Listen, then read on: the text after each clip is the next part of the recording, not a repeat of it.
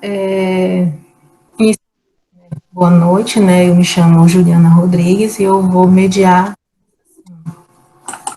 Então, eu sou engenheira agrônomo, mestre em agronomia, doutora em ciências florestais e pela Universidade Federal Rural da Amazônia, e atualmente eu faço um segundo doutorado em ciências e engenharia de sistemas agrícolas na Exalc, né, na USP. Então, eu vou mediar aqui essa sessão. Então, inicialmente, vamos verificar se todos estão presentes, né? A Adriana Moreira Pachelli, se encontra. Presente. Tá. A Ana Paula Gonçalves Portela. Presente. A Sheila Santos de Oliveira. Aqui. A Cristina Barreto Santos da Silva. Patrícia Caroline Fiorante Iguchi. Aqui. Maria São Pedro Barreto Matos. Sou eu. E Cláudia Adail Aníbal Andrade Cocolo. Estão todas presentes. Então, vamos iniciar as apresentações. As apresentações já foi passado para vocês têm um limite de 5 minutos para cada apresentação. Perguntas poderão ser feitas pelo chat. Você pode fazer a pergunta pelo chat ou você se inscrever para fazer a pergunta assim, oralmente, também pelo chat. Mas todas as perguntas de todas as apresentações vão ser feitas apenas no final de tudo. Então, vamos iniciar com as apresentações, nessa ordem que eu falei, e vamos apresentando, aí no final de tudo vão vir as perguntas, certo? Então, vamos manter os microfones desligados, deixar ligado apenas quem for apresentar, certo? Então, boa sorte para vocês.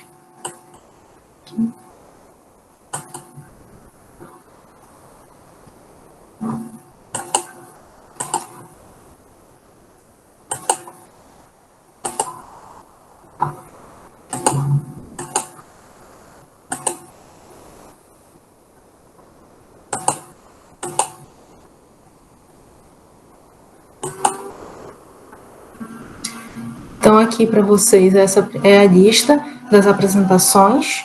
Então, a primeira a apresentar vai ser a Adriana Moreira Pachelli, com um trabalho intitulado Promoção da Educação Ambiental por meio da literatura na educação infantil.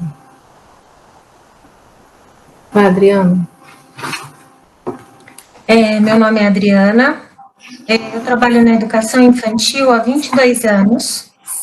Eu trabalho em 2 municípios diferentes, no município de Paulínia e de Valinhos, mas com a mesma faixa etária.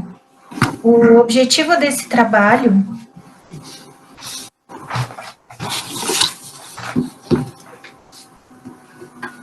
foi promover a educação ambiental por meio da literatura infantil. Mais especificamente, a obra de Ângelo Machado, Que Bicho Será que Botou o Ovo? Ele partiu da história, né, da apresentação da história para os alunos, em forma de novela, ou seja, eu contei a história em capítulos, um capítulo por dia, fazendo com que as crianças indagassem as possíveis hipóteses, né, no que diz respeito aos animais que botam ovos. E nesse momento foi possível trazer à tona os conhecimentos prévios dos alunos, suas inferências acerca da narrativa, né, do que poderia ser o desfecho da história, e possibilitou a criação e montagem de atividades também, né, esse trabalho. Observando a faixa etária, respeitando o currículo do município e aproveitando as próprias produções das crianças, né, as produções artísticas. Os alunos foram os protagonistas, né, de todo o processo de construção do conhecimento, e essa atividade, ela trouxe trouxe aos alunos, ela possibilitou às crianças a construção coletiva do conhecimento. Espaços de argumentação, reflexão sobre o reino animal, o meio ambiente, e também trouxe práticas interdisciplinares, né, na construção do conhecimento. Nesse sentido, a literatura, ela foi um importante instrumento lúdico que está presente nessa faixa etária, né, para que as crianças pudessem realizar a construção do conhecimento.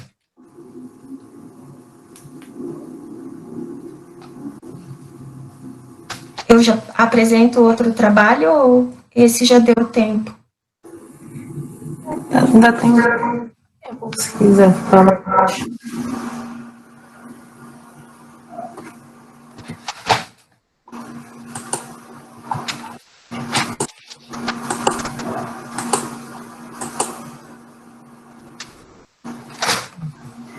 Então, se já terminou, então vamos passar para o próximo. Sim. Vou mostrar aqui. Tá. Então, a Adriana segue o trabalho. Eu não vou me apresentar novamente, né, porque É a mesma pessoa. a inicial. O meu trabalho sempre foi pautado na literatura infantil. Nem foi um trabalho em que foi desenvolvida a literatura, entretanto, ela foi feita de uma forma diferente e num grupo diferente. O trabalho foi feito em 2015 e foi numa escola aqui em Paulínia. A prática, né, pedagógica Pequenos Escritores deu ao longo de um ano letivo. Participação de 20 crianças em idade entre 5 e 6 anos entraram com a literatura que era trazida para a sala de aula. Nesse momento, eu não trabalhei especificamente com literatura envolvendo só o ensino de ciências, mas a literatura de uma forma mais ampla. E eles se encantaram pela literatura e pelos materiais que eram apresentados. A elaboração de atividades, no sentido, assim, do reconto da história, da parte da história que eles mais gostavam. E a partir daí, eles começaram a produzir as suas próprias histórias. Então, muito importante esse processo, porque envolveu toda a escola, a direção, até a secretária da escola, no momento em que as crianças, assim, não tinham ideia de como representar determinado personagem da história. Então, eles iam pesquisar no computador da própria escola, junto com a secretária de aula. Eles se utilizaram de diferentes materiais, mais diversos possíveis, porque eu também tenho formação em artes plásticas. Então, eu trouxe a arte para junto desse desenvolvimento dessa atividade. Também fizemos várias atividades com as próprias obras dos alunos, né? Eles trouxeram muito da cultura deles, né? Que é o que a gente chama de cultura da infância. E eu, como professora, eu só fui mediando os trabalhos. E essa prática pedagógica culminou num livreto.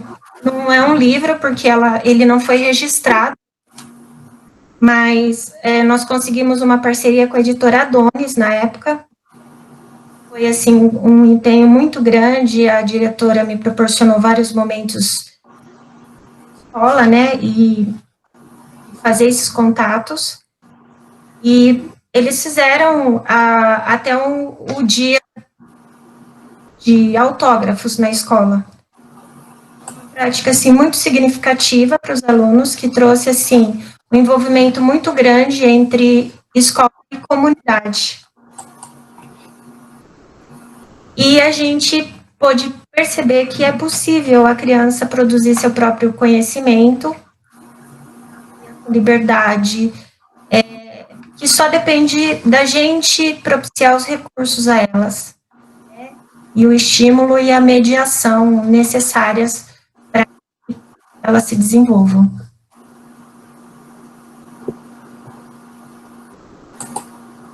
Tá? Só uma pergunta. Vocês estão conseguindo visualizar a apresentação?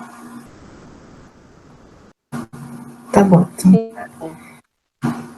Tá, então vamos passar para o próximo trabalho, que é Ana Paula Gonçalves Portela, que é a música do ambiente escolar, cantigas de roda no desenvolvimento das habilidades da educação infantil. Boa noite. Pode começar, Ana Paula. Eu me chamo Ana Paula Gonçalves Portela, é um prazer participar do evento. O presente trabalho, ele teve o objetivo principal de desenvolver a música, as habilidades das crianças da educação infantil através da música. Então, eu sou docente da rede municipal de ensino da educação básica em Camaçari, e na Escola Elisa Dias de Azevedo, na qual foi desenvolvido o trabalho, tivemos a oportunidade de acompanhar o grupo 5, né, na qual a professora trabalhou, mais especificamente a cantiga de roda, com o objetivo de desenvolver a habilidade das crianças. Né? E sendo a educação infantil a primeira etapa da educação básica, é muito importante que a gente possa proporcionar para eles esse desenvolvimento das habilidades tão necessárias, né, ao longo da vida, como as habilidades cognitivas, a linguagem, a afetividade, e através da cantiga de roda, que é um gênero musical tão pertinente à sociedade na qual nós vivemos, né, faz parte muito fortemente da nossa cultura. E a partir daí foi trabalhada essa cantiga, Caranguejo não é peixe, caranguejo peixe é. E com esse objetivo de desenvolver as habilidades, alcançamos resultados muito positivos, usando um método qualitativo, né, que permite que haja uma relação entre o sujeito e o fenômeno que está sendo estudado, né, como cita Gutenberg, que foi um dos marcos teóricos utilizados na pesquisa, assim como o riso, que fala sobre o acesso à diversidade de conhecimento para que a criança possa se desenvolver, e os teóricos da educação, né, os principais teóricos, como o Vygotsky, também o Piaget, entre outros, que trazem a importância dessa relação de interação do sujeito para que ele possa criar autonomia, né, e venha a crescer. Então, assim, esses saberes através da música foi muito interessante, porque além de desenvolver a questão corporal de movimentos, havia um cunho pedagógico muito forte, no qual percebeu-se que as crianças se desenvolveram bastante, né? Ao participar da roda, manter aquele momento de socialização, né? Considerando que a infância é uma fase muito rica e nesse período há essa oportunidade de desenvolver a arte, sendo a música uma das modalidades da arte, foi muito interessante e significativo, né? E enquanto professora da educação básica, pensando na relevância de trabalhar com as crianças pequenas, nesse momento, criar propostas pedagógicas que possam contemplar a cultura brasileira, como o caso da cantiga de roda, não só apenas para trabalhar a questão da ludicidade, mas principalmente para desenvolver essas habilidades, trabalhar com o cunho pedagógico, foi muito significativo, né? E, inclusive, perceber que a própria legislação da educação, como foi utilizado também como um dos aportes teóricos, a Base Nacional Curricular, entre outras, trazem também essa necessidade da gente relacionar essa atividade prática da sala de aula com conhecimentos de mundo, né, que a criança possa levar para a vida, conhecimentos importantes que são agregados durante esses momentos lúdicos, mas também, principalmente, pedagógicos. Então, foi possível perceber que a criança socializou bastante, teve os momentos de produção através de pintura e desenhos espontâneos, né, próprios da educação infantil, que são atividades muito pertinentes, e um dos resultados foi a produção de mural, foi a possibilidade deles poderem enxergar o que eles produziram naquele momento. Né? Então, é de fato possível trabalhar essa música na educação infantil com esse olhar para o desenvolvimento das habilidades, principalmente pensando na canção e no material pedagógico que seja, de fato, do texto da criança, que esteja relacionado à realidade dele, à cultura, né? pequeno brasileiro, o quanto significativo é trabalhar a cantiga de roda, não apenas essas atividades, essas canções e outras brincadeiras que são muito comercializadas, né, pela mídia. Então, foi um trabalho que agregou muito valor, né, foi possível avaliar todas essas questões da oralidade, perceber o quanto eles produziram, né, e principalmente verificar a importância de trabalhar canções com esse cunho de desenvolvimento de habilidades, considerando, de fato, o pedagógico. E foi bastante positivo desenvolver essa atividade. Encerro a minha fala. Certo. Então, obrigada, Ana Paula. Só lembrando que quem quiser fazer perguntas pode fazer pelo chat ou se inscrever para depois, ao final de todas as perguntas, todas as apresentações, fazer a pergunta oralmente, se quiser. Então, vamos seguir para a próxima apresentação, que é de Sheila Santos de Oliveira, apresentando a relação quantidade de alunos por professor na educação infantil, seus impactos na qualidade do ensino. Juliana, licença, eu não estou conseguindo ver a apresentação e tem mais gente falando no chat também que não estamos vendo a apresentação. Tá, deixa eu ver aqui. Verdade, a apresentação não apareceu. Não está aparecendo. Tá, vocês estão vendo? Ainda não, tá a tela de arquivo. Isso.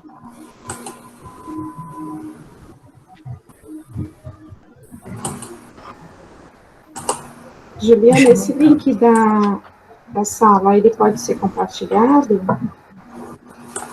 Pode. Somente para nós. Não, pode. Foi, assim, foi até passado para vocês por e-mail, e acredito que com isso podia qualquer pessoa entrar.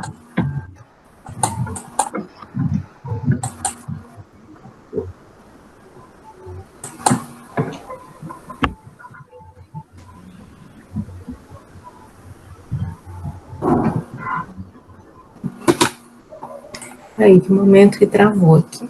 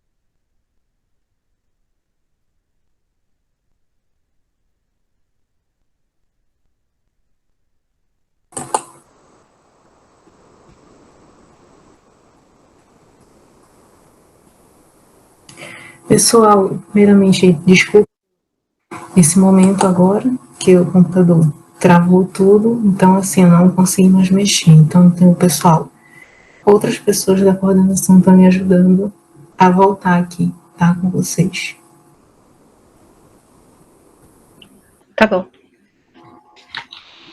E eu perguntei até em relação à entrada, minha sobrinha está tentando entrar, ela está participando do webinário e não está autorizando a entrada dela. É porque a gente está autorizado a deixar entrar até 10 minutos do início, ou seja, até 9h10. Aí, como eu sou, por isso eu tenho a orientação de negar. Ah, entendi. Já passou do horário. Entendi. Inclusive, Juliana, tem uma pessoa que eu convidei para assistir lá pelo canal, que também não está conseguindo ter acesso à apresentação. Pois é, tem algumas pessoas pedindo para entrar, mas como eu falei, não pode entrar depois de 9h10, aí por isso eu estou negando. Ah, certo. É por causa da orientação mesmo. Deixa eu ver se eu consigo voltar a apresentar para vocês.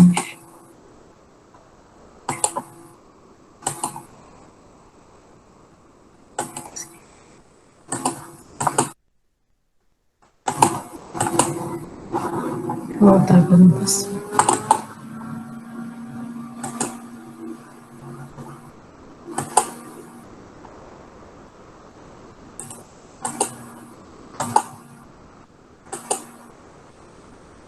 Vocês estão vendo a apresentação? Sim, agora sim. Sim, agora sim. Tá, então vamos retornar à apresentação. Nesse momento, vocês estão vendo a apresentação da Sheila, não é? Isso. Tá. Isso. Agora, quem vai apresentar, desculpe, né, por esse pequeno probleminha agora, mas vamos reiniciar com a apresentação da Sheila, a Sheila Santos de Oliveira, apresentando trabalho sobre a relação quantidade de alunos por professor na educação infantil, seus impactos na qualidade de ensino. Em primeiro lugar, boa noite. Eu me chamo Sheila, sou professora de educação infantil, trabalho no SEI conveniado. E o meu trabalho, ele vem buscar um tema que, por via de regras, eu encontro muita reclamação, tanto por parte dos professores, direção, como por parte de pais, né, que é a proporção de crianças por professor, e além disso também a questão de crianças por agrupamento, pelo tamanho de sala. Né, atualmente é vigente a normativa 16 de 25 de 9 de 2018, que ela sugere que as crianças sejam agrupadas com a capacidade de 1,5 metros quadrados por criança, sendo que para berçário 1 são 7 bebês para um professor, no berçário 2 são 9 bebês para o professor, no minigrupo 1, 12 crianças, no minigrupo 2, até 25 crianças por professor. E isso tem relação direta com o tamanho da sala, ou seja, conforme o tamanho da sala, maior o número de crianças que ficam agrupadas. Então, não é somente a questão de crianças por professor, mas também tem a questão do número de crianças por agrupamento. Como, por exemplo, uma sala de aproximadamente 40 metros quadrados, para um berçário 2, pode entrar até 27 bebês para três professoras, né? E essa é uma das salas que mais tem reclamações na instituição onde eu trabalho, devido ao grande número de crianças no mesmo local. Então, eu resolvi fazer um levantamento sobre a questão de qual o impacto disso no desenvolvimento da criança. Né? Então, assim, só para puxar um pouquinho a relação da instituição da educação infantil, ela só foi ser integrada à educação básica somente após a reforma educacional iniciada na Constituição Federal, depois foi aprofundada na LDB, nos seus artigos 29, 30 e 31, onde foi reconhecida como a primeira etapa de educação básica, né? Então, a educação infantil até então era sempre vista como de forma assistencialista, até hoje ainda tem muita gente que tem esse olhar para a educação infantil, acho que as crianças ficam no local só para cuidado, e não valoriza a questão de educação, do desenvolvimento da criança, que é uma questão tão importante, por se tratar da primeira etapa da educação. Então, assim, em estudos que foram levantados pela OCDE, divulgados pelo INEP, indicam que o Brasil ele tem uma representatividade muito negativa nessa questão de número de crianças por professor, né, dentro desse estudo feito. Os demais países que são membros dessa instituição OCDE, todos apresentam um número bem menor de relação aluno-professor em sala de aula. Então, o Brasil ele se destaca por essa questão. Então, acabou se levantando que essa poderia ser uma problemática para a questão da qualidade na educação infantil. A questão de salas numerosas, isso podendo impactar diretamente no desenvolvimento da criança. E quando a gente compara a educação de uma instituição privada com uma instituição pública, você acaba percebendo que nas instituições públicas o número de crianças por sala de aula é bem inferior ao número de crianças nas salas de aulas da educação pública. Talvez seja aí um impasse entre a qualificação maior de desenvolvimento da criança de uma instituição privada para uma criança de uma instituição pública. Muitas vezes são as mesmas atividades, porém você não consegue atingir o grupo pela turma ser grande demais, você tem que dividir a atividade em vários dias, as crianças se dispersam e você não consegue atingir da forma que gostaria a todos os alunos, porque o número é grande demais. Então, além disso, foi levantado alguns estudos, como Beraldo e Carvalho, em 2006, fizeram um estudo com professoras que alertaram essa questão de salas numerosas ser muito desgastante, muito cansativo, né? Então afeta diretamente o desempenho do professor, o que pode ocasionar a afetar também o desenvolvimento da criança. O professor não tendo bom desempenho em sala de aula, afeta diretamente o desenvolvimento da sua criança, já que ele não consegue dar a atenção necessária, cuidar das individualidades tão necessárias de cada criança, ainda mais nessa faixa etária, né? Uma das alternativas para a melhoria dessa questão foi a sugestão da residência pedagógica. A residência pedagógica é um projeto feito pela Unifesp, em parceria com o município de Guarulhos, onde os estudantes vão para instituições públicas e participam ativamente dentro da escola, com projetos, com implementação de aula, participam de reuniões.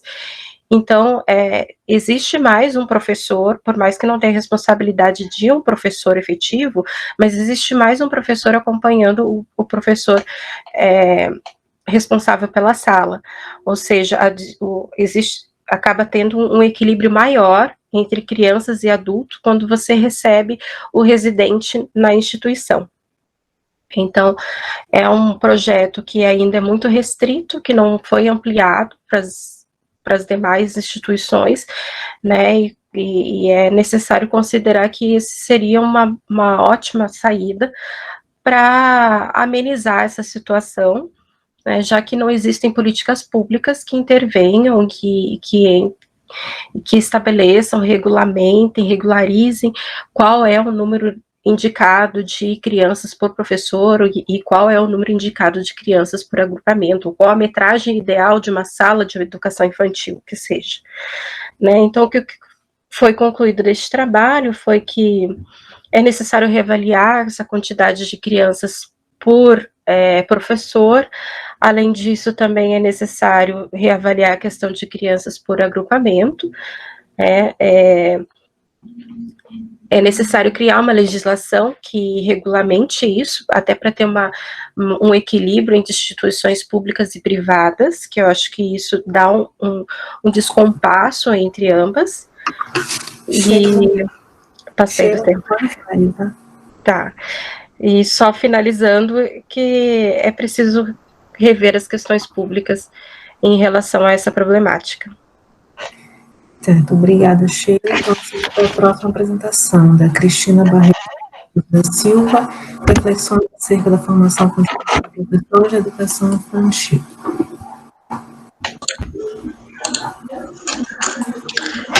Boa noite a todas. Eu me chamo Cristina, sou aqui do estado da Bahia, né, da cidade de Salvador, pedagoga, especialista em educação infantil. Está vendo a apresentação? Tá. Certo, pode continuar. Não apareceu ainda. Você quer?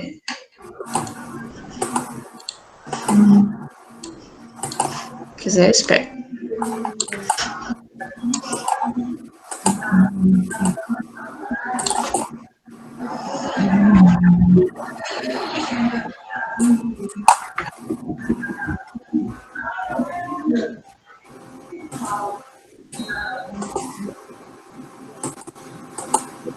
Tá vendo?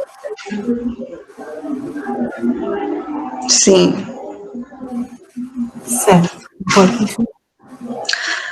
Sou pedagoga, especialista em educação infantil e professora de educação infantil, né? Eu vim apresentar esse trabalho que, né, intitulado Reflexões acerca da formação continuada do professor de educação infantil, que, na verdade, é um tema que eu já pesquiso desde a graduação. Na graduação, eu tive a oportunidade de pesquisar sobre a profissionalização e a formação inicial desse professor que atende essas crianças, e na especialização eu quis aprofundar, pesquisando o preparo desse professor contínuo para atender essas crianças. E quando nós falamos em formação de professores, especialmente continuada, a gente vê que tem vários autores que estudam e há uma discussão, né, sobre o que é essa formação continuada. O objetivo desse trabalho foi pesquisar a formação continuada do professor como uma condição de qualidade de atendimento da educação infantil. Sabemos que essas questões são debatidas frequentemente, né? E o trabalho, ele foi executado em uma escola comunitária, aqui num bairro periférico de Salvador, no qual houve entrevista semi-estruturada. A proposta de pesquisa foi estudo de caso, e então eu fui a campo, fiz entrevista com professoras essa que já tinham, né, que hoje essa pesquisa tem em torno de 2 anos, tinha mais de 10 anos na sua prática docente.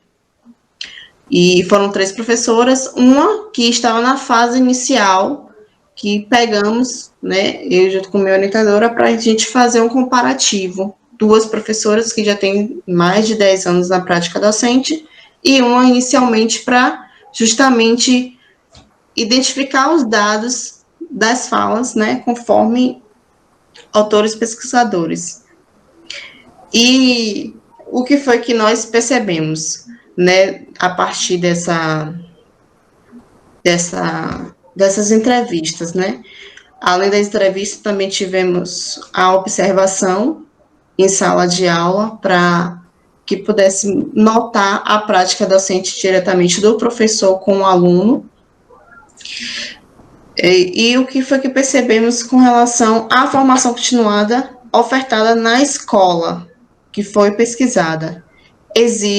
Os professores permitem essa formação por meio de grupos de estudos, de palestras, de atendimento individual com psicólogos, mesmo sendo uma escola comunitária, ofertava esse tipo de atendimento aos professores.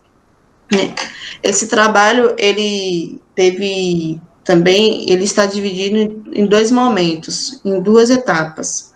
O primeiro, ele traz um panorama histórico sobre a educação infantil, que traz todo esse contexto de educação assistencialista, toda a questão das diretrizes da Revolução, da LDB, que traz, né,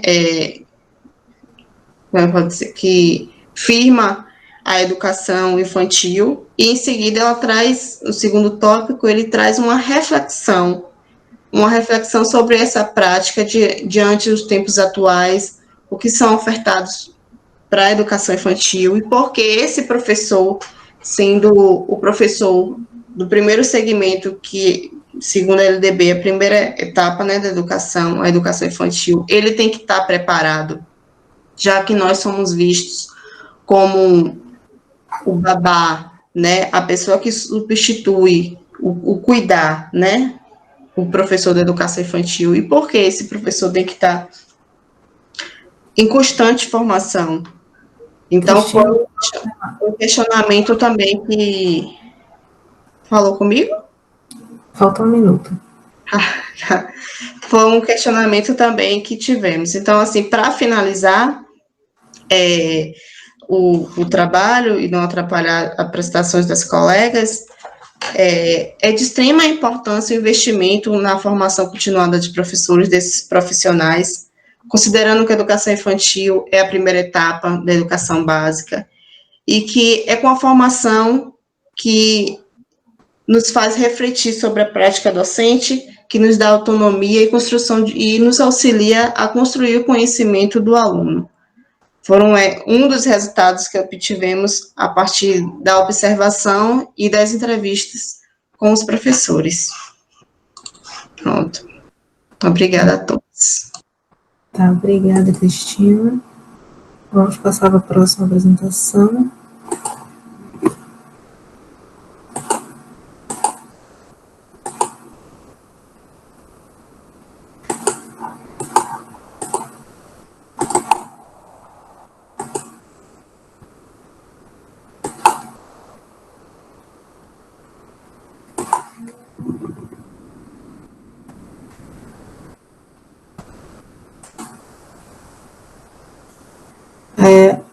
A Patrícia Caroline Fiorante e Gu. Se você está vendo a tela com a apresentação. Uhum. Tá, então a Patrícia vai apresentar o trabalho, a parceria entre a escola e a família juntos pelo Brincar e Interagir. Pode iniciar, Patrícia. Boa noite, eu sou a Patrícia. Esse trabalho foi feito juntamente com a Suzana e com a Maria São Pedro. A Maria São Pedro vai apresentar um outro trabalho logo em seguida nosso também. Nós três somos da educação infantil, assim como todas aqui da sala. Eu acho que a gente se juntou aqui com essa paixão da educação infantil, né?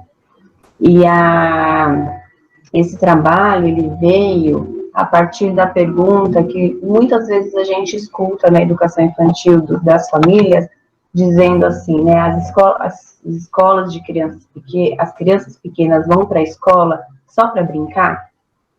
Então, assim, essa é uma pergunta que deixava a gente um pouco insatisfeita, né, porque a gente sabe o tanto de coisas que a gente faz na escola para as crianças, e isso não chega para os familiares, né, então, assim, com base na documentação pedagógica, na BNCC, no currículo da cidade, que nós somos aqui de São Paulo, a gente tem aí como eixo norteador o brincar e interagir, mas isso não chega muito para as famílias.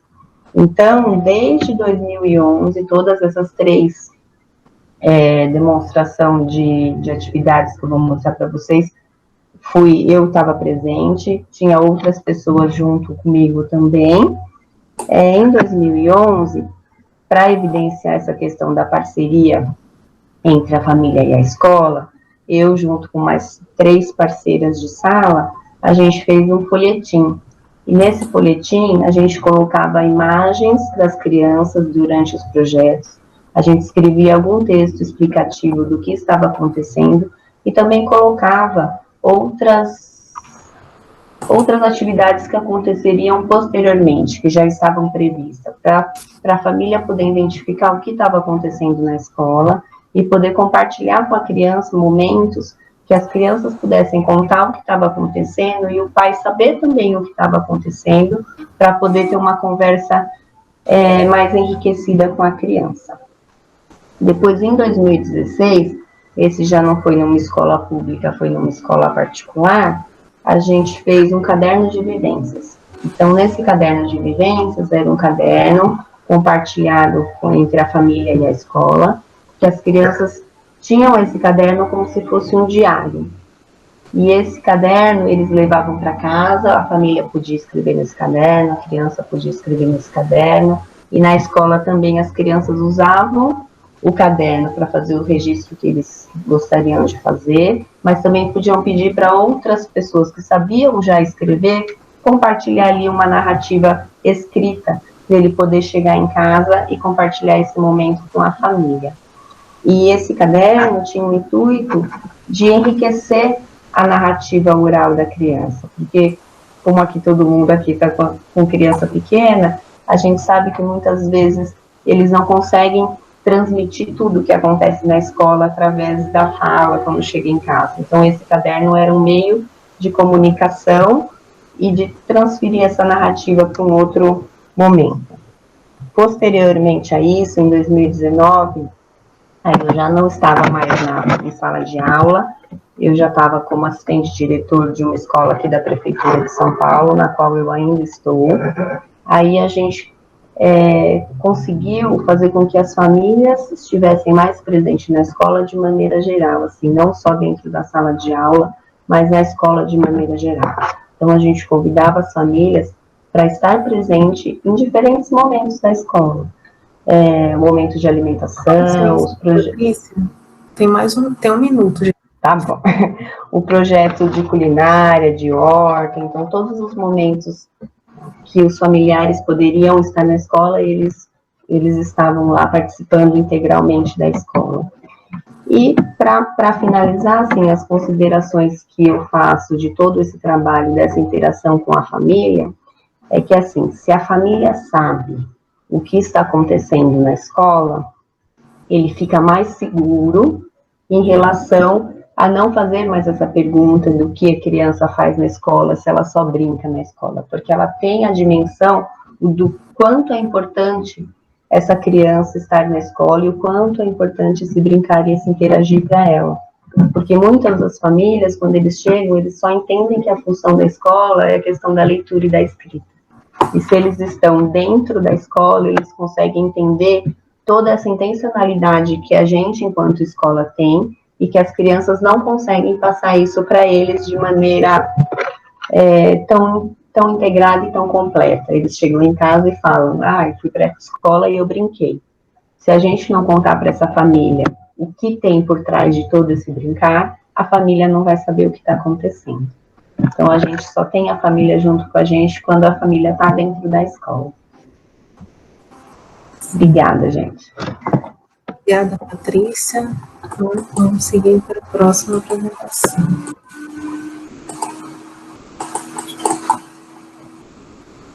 A próxima a apresentar agora é a Maria São Pedro Barreto Matos.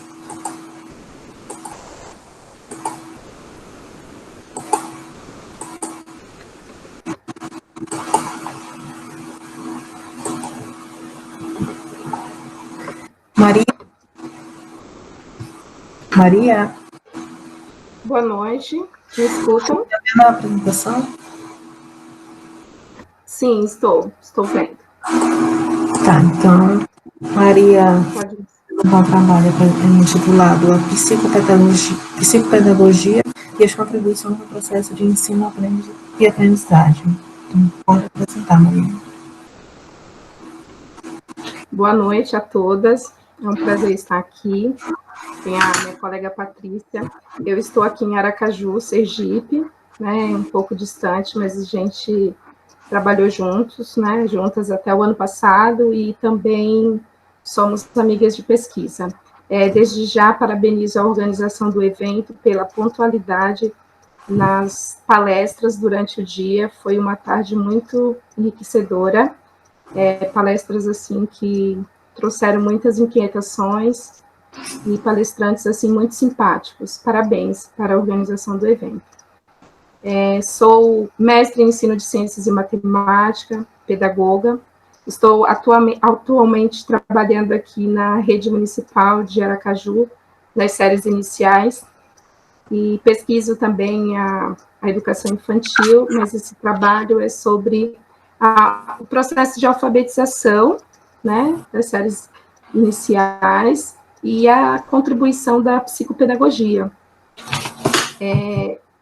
Pode-se notar, dentro da escola e conversando com outros alunos ou com outros professores, que a formação continuada do professor, e principalmente o professor dos primeiros anos, do primeiro e do segundo ano, que trabalha efetivamente com alfabetização, a contribuição da psicopedagogia era muito positiva, nos aspectos que levam a entender as dificuldades que esses alunos apresentam, bem como o cérebro da criança atua nesse processo da aprendizagem, na aquisição, quais os caminhos que ele faz para aprender, e quais são as intervenções, como professor da sala regular, eu posso usar, né, o conhecimento dessa formação em psicopedagogia para auxiliar e melhorar a alfabetização dessas crianças, né? Não me dedico ao atendimento clínico, essa formação, ela não só eu, como a Patrícia, e a outra colega também, nós temos a mesma formação e trabalhamos no atendimento dos alunos da nossa sala e outros alunos que precisam de um atendimento um pouco mais particular. E essa contribuição, nós podemos, dentro da sala de aula, dar uma mesma atividade, mas fazer intervenções diferentes, né? Proporcionar momentos e grupos, prestar atenção em qual hipótese silábica essa criança está e quais são as ações, atividades pedagógicas que eu posso propor e atentar esse olhar, né? E ver o que esse aluno traz, os alunos também que possuem necessidade especial, juntamente com a sala do AE, né, da educação especializada, como eu posso contribuir como psicopedagogo para avançar e melhorar esse índice que muitas vezes acaba aumentando, né, crianças com muita defasagem no processo de alfabetização nas séries subsequentes. Essas crianças, quando elas estão nas salas agrupadas e essas atividades, eu posso entender as particularidades, né, as necessidades dessa criança, e muitos colegas que trabalham na alfabetização e que possuem o curso de psicopedagogia acabam tendo estratégias e possibilidades muitas vezes diferenciadas.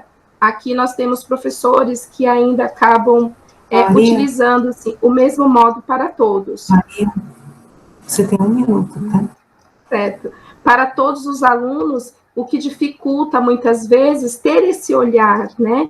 Esse olhar atento de perceber qual realmente é a necessidade daquele aluno, né? Não uniformizar para todos a mesma forma, mas para possibilitar a ele uma ampliação das atividades, de recursos, jogos, brincadeiras, com esse olhar de como o cérebro faz suas intervenções para superar as dificuldades e conseguir auxiliá-los. Termina aqui a minha fala, obrigada. Tá, então, obrigada, Maria. Então, vamos...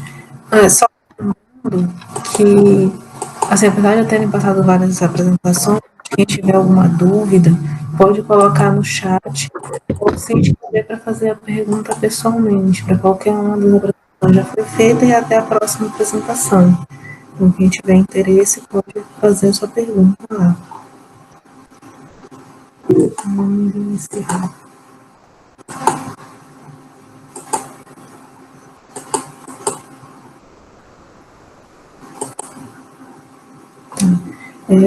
Cláudia Adail Aníbal Andrade Cocolo. Cláudia? Tá me ouvindo? Cláudia? Oi, está me ouvindo? Ah, então tá bom. Estou. Está vendo a apresentação? Sim. Então, A apresentação é de autoria minha, Cláudia Daiane Andrade Cúcula, eu sou professora de Ciências e psicopedagoga. Hoje eu atuo no Instituto da Família Padre Mário Zucchetto como psicopedagoga. E a sigla Sana de Freitas Chaves é doutora em Ciências, orientadora do Instituto PSEG da USP. O objetivo desse trabalho foi desenvolver uma sequência didática para uma classe do 7º ano de uma escola pública do estado de São Paulo.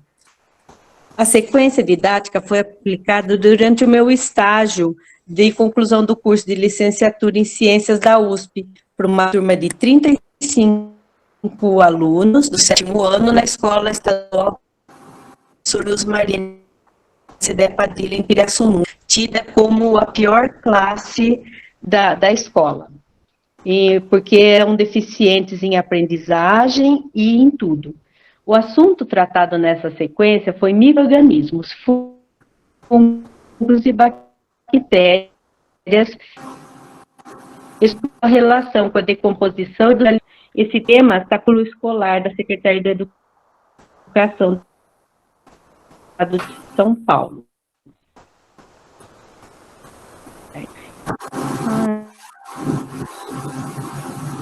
A ciência de dados, como eu falei, o público-alvo apresenta um perfil heterogêneo em questão de aprendizagem e buscou-se, então, desenvolver uma atividade visual, oral, lúdica e experimentais para complementar a deficiência de aprendizagem de alguns alunos e necessidades educacionais também.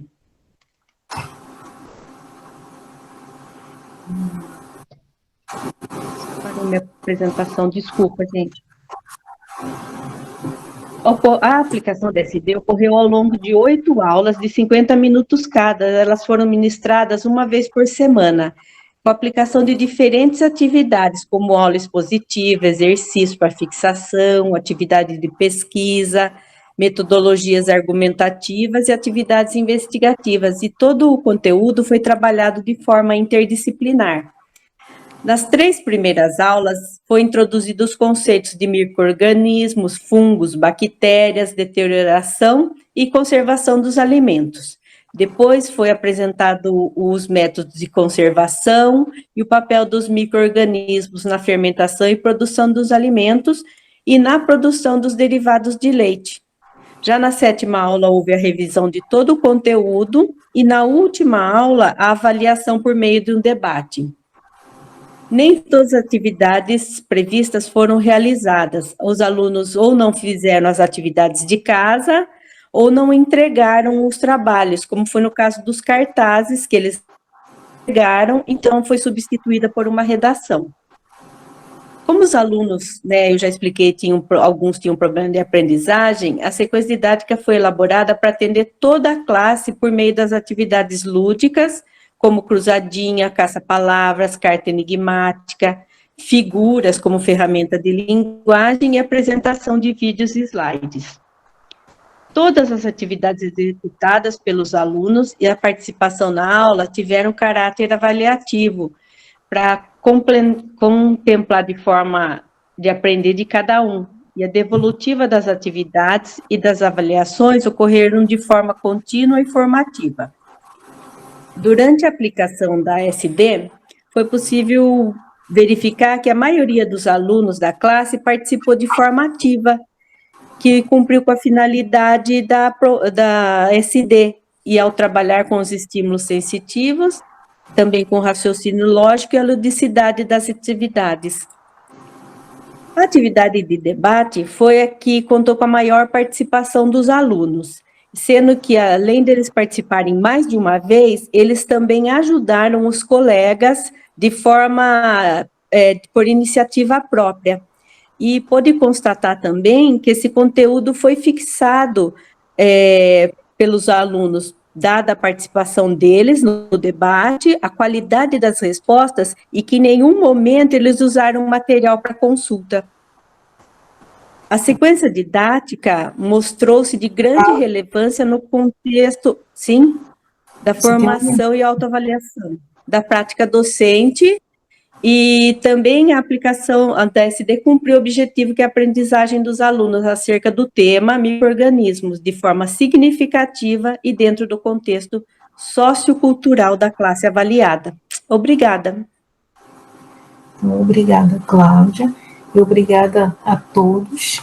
Né? Temos apenas algumas perguntas que eu vou fazer para vocês, que foram duas perguntas, né, feitas para Sheila. Então, a primeira pergunta é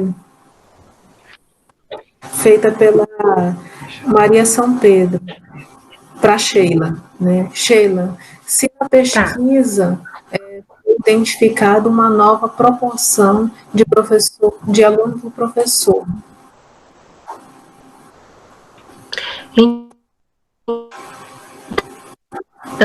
Então, pelo que eu investiguei,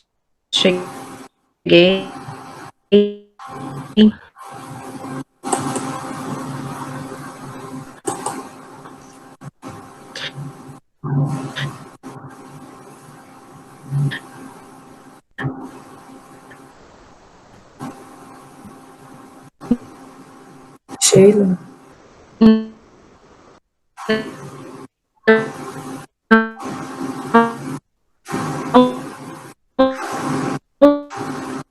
Dados, mas nenhum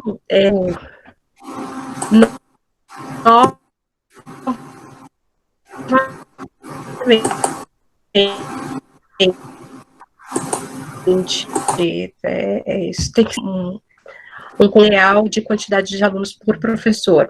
O CAQUI sugere 13 alunos por sala, mas não informa quantos alunos por professor. Obrigada. E Sheila, de novo, mais uma pergunta. Obrigada.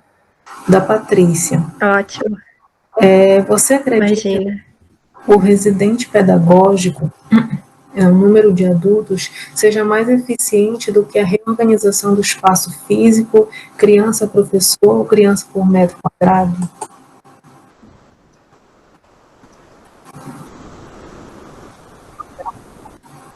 Com certeza não. É uma forma paliativa de amenizar o problema enquanto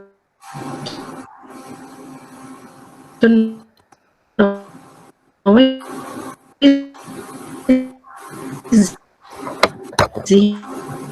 existe uma legislação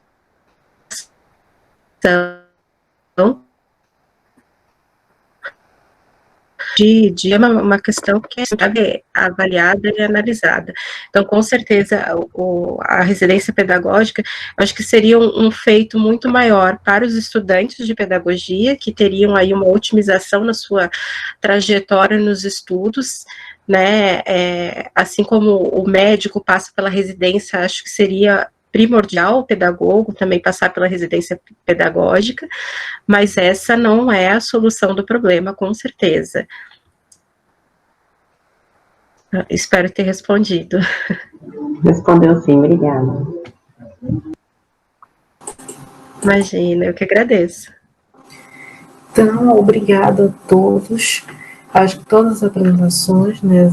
A Adriana, a Paula, a Sheila, a Cristina, a Patrícia, a Maria e a Cláudia. Obrigada também àqueles que vieram prestigiar o evento, né? Foi engrandecedor. Trazer muitos benefícios nessa formação de professor, que é o motivo desse encontro. E tem alguns avisos para fazer a vocês. Né? Um deles é o certificado, ele vai ser entregue até dezembro, até final de dezembro de 2020, vocês vão estar recebendo o certificado do evento, da apresentação do trabalho de vocês também. E não esqueçam de assistir o encerramento do evento, que vai ser agora às 22h20, né, através do site do evento ou também pelo YouTube, né, no canal do evento. Vocês também podem ver que lá vão ter alguns trabalhos, todos os trabalhos enviados, eles foram avaliados e alguns foram considerados destaque e vão ser anunciados na transmissão de encerramento agora, né, às 22h20 e publicados no site. Então, assim, todos vocês estão concorrendo também a uma premiação daqueles que chegaram a ser destaque. E o livro com os resumos, ele vai ser publicado no site do evento até final de janeiro de 2021. Então, esses eram os avisos que eu tinha que passar para vocês. Muito obrigada pela participação e desculpa pelos problemas que ocorreram durante essa gravação. Tá bom, gente? Obrigada. Boa noite. Boa noite. Boa noite. Boa noite. Oi, Dri, saudades. Boa noite, obrigada. Ótimos trabalhos.